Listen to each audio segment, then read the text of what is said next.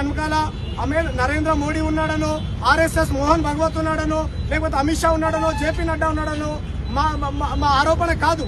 ఎవరైతే ఉంటే ప్రవీణ్ గారు నిజంగా యాక్సిడెంట్ అయి చనిపోతే యాక్సిడెంట్ గానే బయట పెట్టండి. ఎందుకు ఇన్ని రోజులు మీరు విచారణ పేరుతోని క్రైస్తవ సమాజానికి సమాధానం చెప్పకుండా ఉంటున్నారు? అంటే వాళ్ళ తరపున ఎవరు గొంతెచ్చే వాళ్ళు లేరు, వాళ్ళ తరపున పార్లమెంట్ లో ఎవరు మాట్లాడే వాళ్ళు లేరు, వాళ్ళ తరపున అసెంబ్లీలో ఎవరు మాట్లాడే వాళ్ళు లేరు. పవన్ కళ్యాణ్ అనే ఒక దుర్మార్గుడు ఆయన సనాతన హిందూ అంటాడు, అటుపోయి కమ్యూనిస్ట్ అంటాడు, ఇటుపోయి మా నాయన నాస్తికుడు అంటాడు. ఏం మాట్లాడతావయ్యా పవన్ కళ్యాణ్? నువ్వు ఉప ముఖ్యమంత్రివి, భిన్న మతాలు అందరూ నా అన్నలు నా తమ్ముళ్ళు అంటావు, కులం లేదు మతం లేదు అంటావు.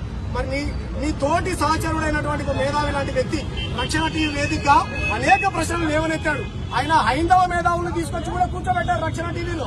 అందరినీ తీసుకొచ్చి కూర్చోబెట్టాడు. మహానుభావుడు చనిపోతే ఆయన పట్ల సానుభూతి ప్రకటించాల్సింది పోయి వాడు చెప్తాడు రాధా మనోహర్ అంటాడు, యేసు ప్రభు ఎవడికి పుట్టాడో తెలియదు అంటాడు. ఇటువంటి సన్నాసిని ఏం చేయాలో మీరే చెప్పండి. కాబట్టి